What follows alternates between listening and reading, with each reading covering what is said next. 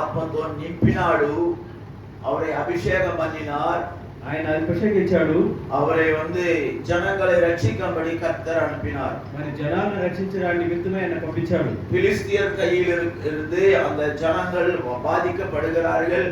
எனவே இந்த இஸ்ரேல் ஜனங்களை விடுவிக்கும்படி சிம்சோனை கர்த்தர் தெரிந்து கொண்டார். ఫిలిష్తీయుల చేతిలో ఇజ్రాయెల్ ప్రజలు నాశనం అవుతున్నారు, వారి నుంచి విడిపించాలని సంసోను పంపించాడు. சிம்சோனுக்கு தேவன் பரிசுத்தாவினாலே நிரப்பினார். సంసోనుని దేవుడు పరిశుద్ధాత్మతో నింపినాడు. அவர் வல்லமையால வரங்களால நிரப்பினார். శక్తివంతమైన వరముల చేత నింపినాడు. நீங்க பார்க்கும்போது மனோவா அந்த நியாயாதிபதி புத்தகத்துல சொல்லப்பட்டிருக்கிறது, న్యాయాధిపతిలో చెప్పబడింది, அநேக நாட்கள் பிள்ளைகள் இல்லாம இருந்தாங்க. அந்த మనోవా ఆమె అనేక సంవత్సరాలు పిల్లలు లేకుండా ఉన్నారు. మనోవా அவருடைய மனைவியும் பிள்ளைகள் இல்லை. మరి వారికి బిడ్డలు లేరు. ஆனால் ஒரு நாள் தூதன் அங்கே தரிசனமாகி அவருக்கு பிள்ளையை உண்டாகும் சொல்லியிருக்கிறார். దేవుని దూతలు దర్శనమయ్యి నీకు పిల్లలు కలుగుతారని చెప్పి వాళ్ళకి ఆశీర్వదించారు. హల్లెలూయా, హల్లెలూయా. அப்போ அநேக நாட்கள் ஜெபத்தில் இருந்த பிறகு பிறந்த குழந்தைதான் அந்த சிம்சோன். అనేక సంవత్సరాలు వరములతో ఉన్నప్పుడు పుట్టినవాడే సంసోను. ஹல்லேலூயா, హల్లెలూయా. அப்போ ஆண்டவர் எதற்காக அவரை கொடுத்திருந்தார்? దేవుడు అతన్ని ఎందుకోసం జన్మనిచ్చినాడు? இங்க பாருங்க 13ஆம் அதிகாரம் சொல்லப்பட்டது. 13వ అధ్యాయంలో యెహోవా దూత ఆ స్త్రీకి ప్రత్యక్షమై, ఇదిగో నీవు వడ్రాలు నీకు కానుక లేకపోయాను, అయితే నీవు గర్భవతివై కుమారుడి కందువు, కాబట్టి నువ్వు జాగ్రత్తగా ఉండి ద్రాక్షరసమైన కానీ మద్యమునే కానీ త్రాగకుండము, అపవిత్రమైన దేనినైనను తినకుండుము, నీవు గర్భవతివై కుమారుని కందువు, అతని తల మీద మంగళ కత్తి వేయకూడదు, ఆ బిడ్డ గర్భమున పుట్టిన మొదలుకొని దేవునికి నాజూరు చేయబడిన వాడై ఫిలిష్తీయుల చేతిలో నుంచి ఇశ్రాయేలీయులను రక్షింప మొదలు పెట్టునని ఆమెతో అనగా. హల్లెలూయా, హల్లెలూయా. அப்போ அந்த பிள்ளை எதற்காக ஆண்டவர் சொன்னார்? ఆ బిడ్డ దేనికోసం దేవుడు అన్నాడు? பிலிஸ்தர் கையிலிருந்து இஸ்ரவேலை மீட்டு ரட்சிக்க வேண்டும் என்று கர்த்தர் அங்கே சொல்லியிருக்கிறார். ఫిలిష్తీయుల చేతిలో నుంచి ఇశ్రాయేల్ ప్రజలను రక్షించాలని చెప్పేసి అంటున్నాడు. கர்த்தர் ஒவ்வொருத்தரையும் உண்டாக்குறதுக்கு ஒரு ரகசியம் இருக்கிறது. ఒక్కొక్కరిని కల్పించడానికి పుట్టించడానికి ఒక రహస్యం ఉన్నది. நீ இந்த கர்த்தரோட ரட்சித்து சபையில கொண்டு வச்சிருக்கிறேன்னு சொன்னா அதுக்கு ஒரு நோக்கம் இருக்கிறது. దేవుడు నిన్ను రక్షించి సంఘంలో పెట్టాడంటే దానికి ఒక ఉద్దేశం ఉన్నది. பிரியமானவர்களே, கர்த்தர் తిరువన్నమలై என்ற போர்டு காட்டினார் பஸ்ல, அதுக்கு ஒரு நோக்கம் இருக்கு. దేవుడు తిరువన్నమలైన బోర్డు చూపించడానికి ఒక ఉద్దేశం. சொப்பனத்திலே அந்த போர்டு ஆண்டவர் காட்டுறார். స్వప్నంలో దేవుడు ఆ బోర్డు చూపించాడు. என்னன்னு சொன்னா அங்க போய் ஜெபிக்க சொல்றாரு. ఎందుకంటే అక్కడికి వెళ్ళి ప్రార్థన చేయమన్నాడు. அப்படியே நாம் எல்லாரும் சேர்ந்து அங்க போய் ஜெபம் பண்ணி, అలాగే మనం తిరువన్నమలై వెళ్ళి ప్రార్థన చేశాం. వెంకటగిరి కాళహస్తి என்று சத்தம் கேட்டது. వెంకటగిరి కాళహస్తి శబ్దం వినపడింది. கர்த்தருக்கு மகிமை உண்டாகட்டும். దేవునామానికి మహిమ కలుగును గాక. அங்க இருந்து காலஸ்தில இருந்து ஒரு காளான் முளைத்தது. కాళహస్తి నుంచి ఒక వేరు పుట్టింది. அப்போ அங்கே போய் நாங்க உபவாசம் போட்டு ஜெபம் பண்ணிட்டு வந்தோம். అక్కడ ఉపవాసం ఉండి ప్రార్థన చేసి వచ్చాం. 7 மணி நேரம் ஜெபங்கள் வச்சோம். 7 గంటల ప్రార్థన పెట్టాము. వెంకటగిరిలో వచ్చాం. వెంకటగిరిలో పెట్టాము. அங்கே ஒரு சபை உண்டாயிச்சு. అక్కడ ఒక సంఘము ఉత్పత్తి అయింది. அந்த சபை இன்னொருத்தருக்கு கொடுத்தாச்சு. ఆ సంఘాన్ని ఇంకొకరికి అప్పగించబడింది. హల్లెలూయా, హల్లెలూయా. அப்படியாக ஆண்டவர் ஸ்ரீகாకుళம் சொன்னாரு. అలాగే శ్రీకాకుళం చెప్పాడు. அதுக்கப்புறம் இப்போ வாரணாசி, வெஸ்ட் பெங்கால், கர்நாடகா, ఉత్తరప్రదేశ్, పంజాబ్ இதெல்லாம் சொல்லியிருக்கிறார். ఈ ప్రాంతమంతా దేవుడు எதுக்கு சொன்னாரு? ఎందుకు చెప్పాడు? இந்த பகுதியெல்லாம் போய் நாம் தேவனுடைய ஊழியங்களை செய்ய வேண்டும். ఈ ప్రాంతమంతా వెళ్ళి దేవుని సేవ చేయాలి. అలా ఇంక వసనం తెలుగులో 8వ వాక్యం రాయబడింది. 8వ వాక్యం చదువు తెలుగులో. యెహోవా ఇలాగ సెలవిస్తున్నాడు, అనుకూల సమయమందు దేవుడు నీ మొర ఆలకించి నేను నీ మొర ఆలకించి నీకు ఉత్తరం ఇచ్చితిని. రక్షణ దినమందు నిన్ను ఆదుకొంటిని. బయలు వెళ్లి బంధింపబడిన వారితోనూ బయటికి రండి అని చీకటిలో ఉన్న వారితోనూ చెప్పుచు దేశమును చక్కపరిచి పాడైన స్వాస్థ్యమును పంచిపెట్టుటకై నిన్ను కాపాడి ప్రజలకు నిబంధనగా నియమించితిని. హల్లెలూయా. పాడైన స్థలములను పంచిపెట్టుటకు ప్రజలకు నిన్ను నిబంధనగా నియమించి తిని. కాబట్టి మార్గములలో వారు మేదులు, చెట్లు లేని మిట్టలన్నిటి మీద వారికి మేపు కలుగును. హల్లెలూయా. అందుకే ఈ మాట దేవుడు చెప్తున్నాడు. ఎవరికి మేపు కలుగుతాది? ఎవరు మార్గంలో మేస్తారంటే, మీరు ఇక్కడ నుంచి మనము జమ్ముల మడికి పోయినాం. హల్లెలూయా. అక్కడ ఎంత అందరూ మేసి వచ్చాం. మేసారా లేదా? మేసినారా లేదా? హల్లెలూయా. జమ్ములమడు ప్రాంతానికి వెళ్ళి 7 గంటల ప్రార్థన పెట్టాం. అక్కడ దైవజనుడు అందరికి మేత పెట్టినాడు. హల్లెలూయా. చూడండి, మనము ఇక్కడ దేవుడు అదే అంటున్నాడు, నిన్ను దేశమును చక్కపరచడానికి కొరకు దేశத்தை தமிழ்ல வாசிங்க. 9ஆம் வசனம்.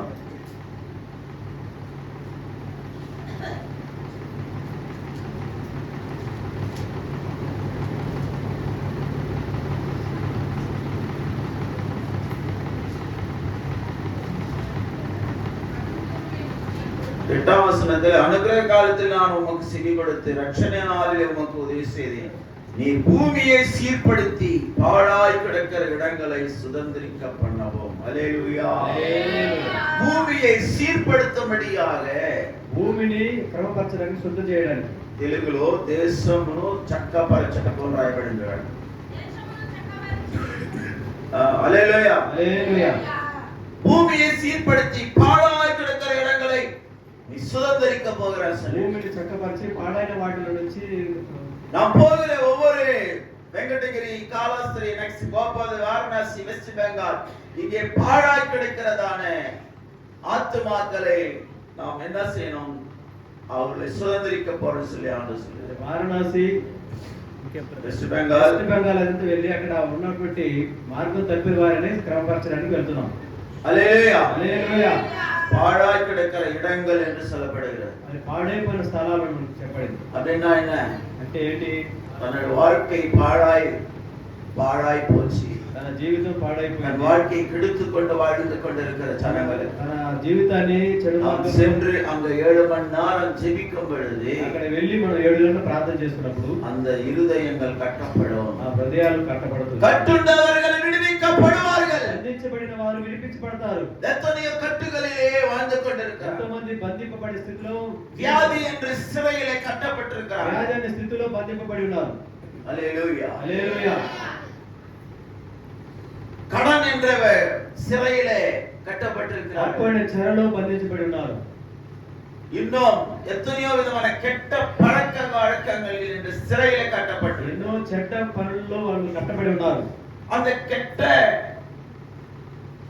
కార్యங்களிலே కట్టపట్టిరుக்கிறவர்கள் విడుదலை பெற வேண்டும் என்றால், కార్యంలో బంధింపబడిన విడుదల పొందాలంటే, ప్రియమానవர்களே, நாம் சென்று அந்த ஜனங்களுக்காக பரிதபித்து கண்ணீர் விட வேண்டியது அவசியமாய். వారి కోసం పరితపించి కన్నీళ్లు విడిచి ప్రార్థన చేయవలసిన వారు. உன் பிள்ளை ரட்சிக்கப்படல, உன் பிள்ளை பாழாய் போய் கொண்டிருக்கிறானா, என்ன செய்ய வேண்டும்? నీ బిడ్డ తప్పిపోయి చెడిపోవడానికి ఏం చేయాలి? நீ ஜெபிக்க வேண்டும், ప్రార్థన చేయాలి. ఆండవరే, என் பிள்ளையை மாற்றி என்று நீ బిడ్డను మార్చమని చెప్పేసి దేవునికి సమర్పించాలి. హల్లెలూయా. హల్లెలూయా.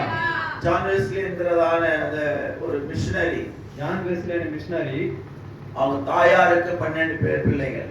ఆ యొక్క తల్లి గారికి 12 మంది పిల్లలు. அந்த தாய் அதிகாலையில் எழுந்து ஒவ்வொரு பிள்ளை தலை மேல கையை வச்சு கண்ணீரிட்டு ஜெபிப்பார். ఆ తల్లి గారు వేకువజామున లేచి ప్రతి బిడ్డ మీద చేతులు పెట్టి ప్రార్థన చేసేవారట. என் பிள்ளைகளை ஆசீர்வதி ஆண்டவரே, ఆ బిడ్డను దీవించు ప్రభువా. அந்த 12 பேரும் தேவனுடைய ஊழியக்காரர்களும் மிஷனரிகளும் கர்த்தருக்காக இரத்த சாட்சிகள் ஆயிடுகிறார்கள். ఆ 12 మంది దేవుని సేవ నిమిత్తమై అనేక మిషనరీలుగా உன் பிள்ளைக்கும் உன் பொண்ணுக்கும் உன் மகளுக்கும் சோறு போட்டு வளர்த்துக்கிற எதுக்காக வளர்க்கிற?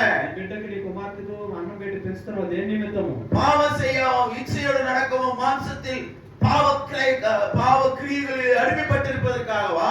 పాప స్థితిలో వారు బంధించబడి ఉండడానికా? போய் கெட்ட பசங்களோடு சேர்ந்து கெட்ட கெட்ட பழக்கங்களை கற்றுக்கொண்டு வந்து தன்னுடைய வாழ்க்கையிலே சீரழிந்து போய் கொண்டிருப்பதற்காகவா? కలిసి చెడ్డ మార్గాలన్నీ వెతికి వాళ్ళు అలా చెడిపోవడానికా? அவர்களுக்காக நாம் ஜெபிக்க, நீதி பாதையிலே நாம் நடத்த வேண்டும். నీతి మార్గములో వారు నడిపించడానికి వారి కోసం ప్రార్థన చేయాలి. హల్లెలూయా, హల్లెలూయా. நான் உன்னை காப்பாற்றி ஜனங்களுக்கு உடன்படிக்கையாக ஏற்படுத்துவேன் என்று ஆண்டவர் சொல்றார். నిన్ను కాపాడి జనములకు తండ్రిగా నేను నియమిస్తానని చెప్పి దేవుడు. హల్లెలూయా, హల్లెలూయా. 10వ வசனம் சொல்ல, அவர்கள் பசியாய் இருப்பதும் இல்லை, தாகமாய் இருப்பதும் இல்லை, உஷ்ணமாகிற வெயிலாகிற அவர் மேல் படுவதும் இல்லை, அவர்களுக்கு இறங்குகிறவர் அவர்களை நடத்தி அவர்களை நீரூற்றில் எடுத்து கொண்டு போய் விடுவார் என்று சொல்றார். వారి యందు కనికరించువాడు వారిని తోడుకొని పోవచ్చు, నీటి బొగ్గ యందు వాడు నడిపించును. కాబట్టి వారికి ఆకలినను దప్పికైనను కలగదు, ఎండమావులైనను ఎండైనను వారికి తగలదు. கர்த்தருக்கு மகிமை உண்டாவதாக. தேவநாமத்திற்கு மகிமை கలుగునుగాక. பிரியமானவர்களே, ప్రియమైనవారలారా, இதோ நீ கர்த்தரால் தெரிந்து கொள்ளப்பட்ட ஒரு பாத்திரமாய் இருக்கிறாய் என்று நீ இன்று காலையிலே நீ உணர வேண்டும் என்று ஆண்டவர் பேசுகிறார். నియమింపబడిన వారు దేవుని చేత గుర్తింపబడును గ్రహించాలి. హల్లెలూయా, హల్లెలూయా. ஏதோ உலகத்துல சம்பாதிக்கணும், வீடு கட்டணும், பங்களா கட்டணும், கார் வாங்கணும், நல்லா ஜாலியா இருக்கணும், அதுக்காக உன்னை ஆண்டவர் படைக்கவில்லை. లోకంలో ఏదో కారు కొనాలి, బంగ్లా కట్టాలి అని చెప్పేసి దాని నిమిత్తం నిన్ను దేవుడు నియమించుకోలేదు. హల్లెలూయా, హల్లెలూయా.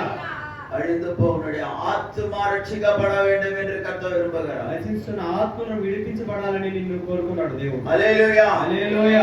உன்னுடைய கட்டப்பட்டிருக்கிற நிலைமையிலிருந்து வெளியே வா என்றார். బంధింపబడిన స్థితి నుంచి బయటికి రా అంటున్నాడు దేవుడు. நீ முதல்ல வெளியே வரணும், నువ్వు బయటికి రావాలి మొదటగా. அதுக்கப்புறம் நீ மற்றவங்களுக்கு போய் அந்த வெளியே வர சொல்லி சொல்ல வேண்டும். ఆ తర్వాత బంధింపబడినవాడు బయటికి పిలవడానికి నువ్వు పిలవాలి. 9వ వచనం, கட்டுண்டவர்களை நோக்கி புறப்பட்டு போங்கள் என்று இருளில் இருக்கிறவர்களை நோக்கி வெளிப்படுங்கள் என்று சொல்ல வேண்டும்.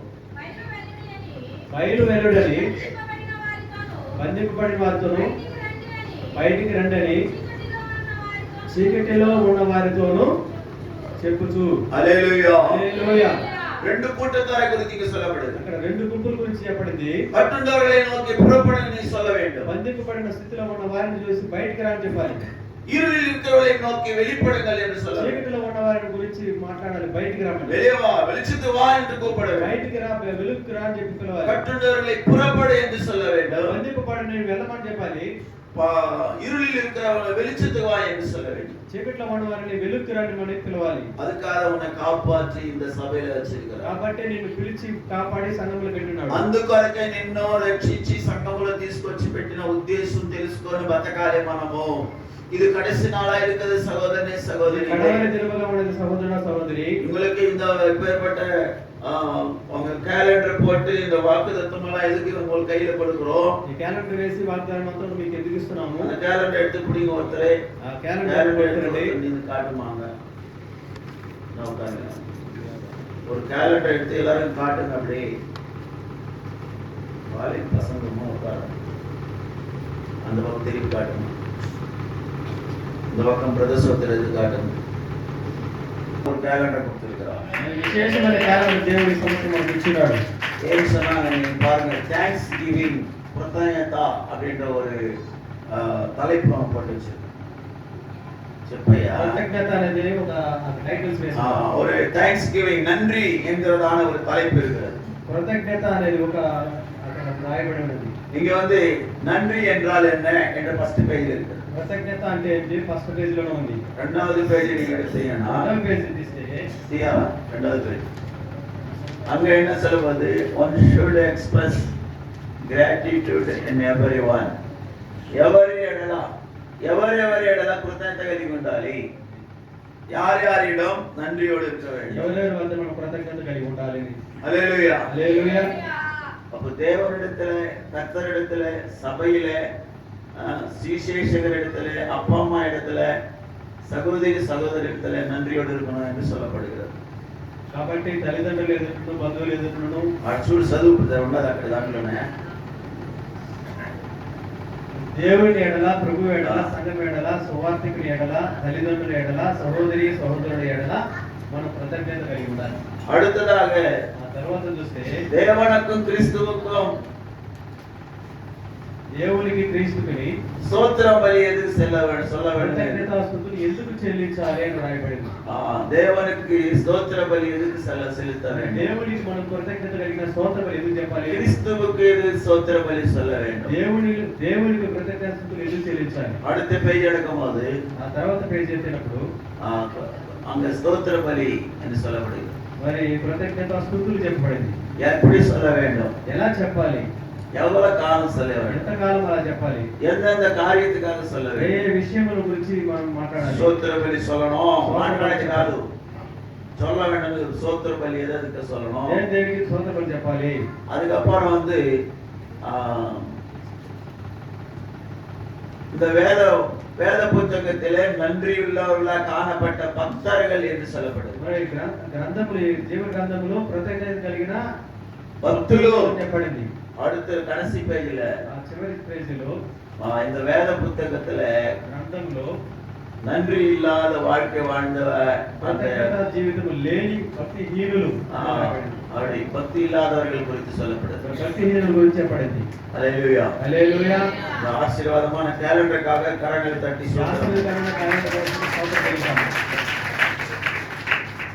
அடுத்தது இங்கே తర్వాత చూస్తే இங்கே நாம் தேவனுடைய வசனத்துல இங்கே வாக்குத்தத்தத்தை நாம் பார்க்கும் பொழுது, దేవుని వాగ్దానం మనం చూస్తున్నప్పుడు 40 நாட்கள் உபவாசம் இருக்கும் பொழுது கர்த்தர் ஒவ்வொரு வருஷமும் பேசுகிறதான 40 రోజులు ఉపవాసం ఉన్నప్పుడు దేవుడు మాట్లాడించినట్టు వాగ్దానం. హల్లెలూయా హల్లెలూయా. என்னோட ஒரு காரியம் கர்த்தர் பேசியிருக்கிறார், பாஸ்டர் அம்மா கூட ஒரு காரியம் பேசியிருக்கிறார். పాస్టర్ గారితో ఒక కార్యం గురించి, పాస్టర్ గారితో ఒక కార్యం గురించి దేవుడు మాట్లాడున్నాడు. எனக்கு கொடுத்திருக்கிற வாக்குத்தத்தத்துல పాస్టర్ గారికి ఇచ్చినటువంటి వాగ్దానము, என்னை கனப்படுத்துவது நான் கனப்படுத்துவேன்னு சொல்லி பேசினார். గణపరచును, నిన్ను గణపరుస్తాను మాట్లాడాడు. నన్ను గణపరిచే వారిని గణపరుస్తాను అన్నాడు. హల్లెలూయా హల్లెలూయా. அப்போ அது ஒரு வாக்குத்தத்தம். అది ఒక వాగ్దానము. பாஸ்டர் அம்மா சொன்னது இந்த வாக்குத்தத்தம். పాస్టర్ గారు చెప్పింది ఒక వాగ్దానం. இந்த வாக்குத்தத்தம் వాగ్దానం. சரி, பாஸ்டர் அம்மா சொன்னதே போடலாம்னு போட்டாச்சு. మరి పాస్టర్ గారు చెప్పింది గ్రంథంలో వేశారు. ஹல்லேலூயா హల్లెలూయా. அங்கே சொல்லப்பட்டிருக்கிறது, வழியோரங்களிலே அவர்கள் மேய்வார்கள். మరి దారి పొడుగున వారు మేస్తారట. வழியோரங்கள் மேய்வார்கள், சகல நடிகளும் அவர்களுக்கு மேய்ச்சல் உண்டாயிருக்கு என்று சொல்லப்பட்டிருக்கிறது. ஐயா வாக்குத்தத்தத்தை தோச்சிக்கிறதா என்ன பதா இத புடிச்சிக்கோ. హల్లెలూయా. హల్లెలూయా. నిన్ను కాపాడి ప్రజలకు నిబంధనగా నియమించితిని, మార్గములలో వారు మేదురు, చెట్లులోని మెట్లన్నిటి మీద వారికి మేపు కలుగును. హల్లెలూయా. హల్లెలూయా.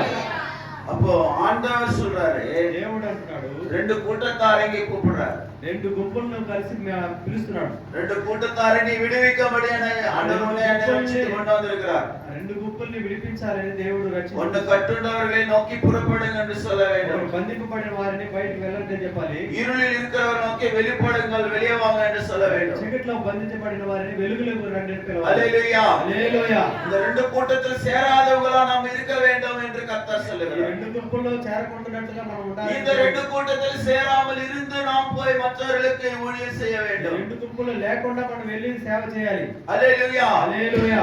ஒண்ணு கட்டுண்டவர்களா இருக்க கூடாது. ఒకటి బంధింపబడిన స్థితిలో ఉండకూడదు. எந்த பாவத்துக்கும் அசுத்தங்களுக்கும் உலக ஆடம்பர வாழ்க்கைக்கு நீ கட்டப்பட்டிருக்க கூடாது. ఆడంబర జీవితానికి కట్టబడి ఉండకూడదు. இரண்டாவதாக இருளில் வாழ்கிற வாழ்க்கையை நீ விரும்ப கூடாது. చీకటి జీవితాన్ని నువ్వు కోరుకోకూడదు. அப்படி நீ வெளிச்சத்துக்குள்ள இருக்க வேண்டும். నువ్వు వెలుగులోనే ఉండాలి. இயேசு சொன்னார், உலகத்துக்கு வெளிச்சமா இருக்கிறாய், నువ్వు లోకానికి వెలుగై ఉన్నావన్నాడు. உலகத்துக்கு உப்பா இருக்கிறாய் என்று சொன்னார். లోకమునకు నువ్వు ఉప్పై ఉన్నావు అన్నాడు. இயேசுவின் பிள்ளைகள் என்று நாம் வந்து தேவ சமூகத்தில் உட்கார்ந்து இருக்கிறோம். యేసు బిడ్డలమని దేవుని సంఘములో కూర్చొని ఉన్నాము. நாம் எங்க போறோமோ அங்க நம்ம வெளிச்சமா காணப்பட வேண்டும். మనం ఎక్కడికి వెళ్ళినా అక్కడ మనకు వెలుగు కనపడాలి. நமக்குள்ளே இருள் இருக்க கூடாது. మనలో చీకటి ఉండకూడదు. கெட்ட வார்த்தை வாயில வரக்கூடாது. చెడ్డ మాటలు మన నోట్లో రానియకూడదు. கெட்ட சுபாவம் நமக்குள்ள இருக்கக்கூடாது. చెడు స్వభావాలు మనలో ఉండకూడదు. சுயநலம் இருக்கக்கூடாது. మరి స్వార్థం ఉండకూడదు. నేను మాత్రం బ్రతకాలి, నేను బాగుండాలి, నాకే అన్ని కావాలి, ఇంకొకరు పెట్టకూడదు. సోర్తుండ్ర కైలే కాక కూడా కొత్తమన్నాను. మరి అన్నం తినే చేతుల్లో కాకను తోలలేరు. సోరు పోయడం ఎందుకంటే అందులో ఉన్న మెతుకులు పడిపోతున్నాయేమో అని. அப்படி பிசினாரி అంతమంది అలాంటి పిసినాలు. హల్లెలూయా హల్లెలూయా. வசனம் பிலிப்பில சொல்லப்பட்டிருக்கிறது. பிலிப்பில చెప్పబడింది. அது உனக்காக வாழ்ந்து சாகாத அப்படின்றார். నీ కోసమే బ్రతికి జీవించి బతుకుతూ எல்லாரும் தம் சொந்த காரியங்களை பார்த்துக் கொள்கிறார்கள். అందరూ తన సొంత కార్యాలు చూసుకుంటున్నారు. மற்றவருடைய காரியங்களை விசாரிப்பதில்லை. ఇతర కార్యాల గురించి విచారణ చేయటం లేదు అన్నాడు. வசனத்தை 2வது அதிகாரத்துல என்ன வசனம்? 2:20. అందరూ తమ సొంత కార్యములు చూస్తుంటారు కానీ యేసుక్రీస్తు కార్యములు చూడరు. ஹல்லேலூயா హల్లెలూయా. அதே அதிகாரத்துல இன்னொரு இடத்துல ஃபர்ஸ்ட்ல இருக்கு நினைக்கிறேன். மற்றவருடைய காரியங்களை அவர்கள் பார்ப்பதில்லை. ఇతర కార్యముల గురించి వాళ్ళు చింతించలేదు அப்படின்னு ஒரு வசனம். మీలో ప్రతివాడు 2:4 మీలో ప్రతివాడును తన సొంత కార్యములను మాత్రమే కాక ఇతరుల కార్యములను కూడా చూడవలెను. కింద అట్లే చదవమ్మా. కింద క్రీస్తు యేసునకు కలిగిన ఈ మనస్సు మీరును కలిగి ఉండుడి. హల్లెలూయా. హల్లెలూయా. கிறிஸ்து இயேசுவுக்குள் இருக்கிற அங்க சொல்லப்பட்டு அவனவன் தனக்கானவைகளை அல்ல பிறருக்கானவைகளை நோக்குவானாக. கிறிஸ்து இயேசுவில் இருந்த இந்த சிந்தை உங்களில் இருக்க கடவுளே. அப்ப இயேசு கிறிஸ்துக்குள் இருக்கிற சிந்தை என்ன? యేసుక్రీస్తులో ఉన్న చింత ఏమిటి? பிறர் காரியங்களை நீ பார்க்க வேண்டும். ఇతర కార్యములను చూడాలని. நீ மட்டும் 3 வேளை சாப்பிட்டுக்கிற வயிறு நிறைய. నువ్వు మాత్రం 3 పూట్ల కడుపు నిండా తింటున్నావు. வயிறு முன்னாவது புலதாசி மாதிரி பெருசா మరి కడుపు ముందుకు వచ్చి గర్భవతిలా ఉన్నారు. ஒரு வேளை கூட துண்ணாது பட்டினியா செத்துக்கிறாங்க. அவங்கள என்ன కొంతమంది ఒక పూట కూడా తినకుండా ఉన్నారు. ஒரு வேளை சோறு எடுத்து கூட அவங்களுக்கு ఒక పూట భోజనం పెట్టొచ్చు కదా వాళ్ళకి. ஒரு வேளை கூடயா? ఒక పూట కండి. ஹல்லேலூயா. హల్లెలూయా. அதுக்காக தான் நாம் கிறிஸ்மஸ் நாளில எல்லா ஜனத்தை கூப்பிட்டு நாம் பிரியாணி போடுறோம். కాబట్టి క్రిస్మస్ దినాల్లో అందరిని పిలిపించి మనం బిర్యానీ వేస్తున్నాం. இன்னும் ஜான் மாஸ் என்ன பண்றாருன்னா பொட்டலம் கட்டி போய் அணைய கொடுத்துட்டு வராரு. జాన్ మోసెస్ వారు బట్టి పొట్లాలు కట్టుకుని పోయి పేదవాళ్ళకి పట్టారు. கை தட்டுங்க, அவருக்கு அவர் கை தட்டுங்க. அது மாதிரி செய்யணும். అలా చేయాలి. கர்த்தருக்காக దేవుని కోసం. ஆண்டவருடைய சிந்தை இது. దేవుని మీద ఉన్న చింత అది. మీద ఉంటే చింత కాదు, దేవుని యొక్క చింత అది. ஆண்டவர் இயேசு அதான் வசனம் சொல்லுது. கிறிஸ்து இயேசுவின் சிந்தை உங்களில் இருக்க கடவுளே. దేవుని యొక్క మనస్సును మీరు కలిగి ఉండాలని. இயேசுவினுடைய இருக்கிற சிந்தை உன்னோட இருக்கணுங்க. దేవునిలో ఉన్నటువంటి ఆ తలంపు அவருக்குள்ள இருக்கிற மைண்ட் உனக்குள்ள வரணும். ఆయనలో ఉన్నటువంటి మనస్సు నీలో ఉండాలి. பரிசுத்தமான சிந்தை உனக்குள்ள வரணும். పరిశుద్ధమైన చింతన నీలో ఉండాలి. மற்றவர்களுக்கு கொடுக்கணுமே என்ற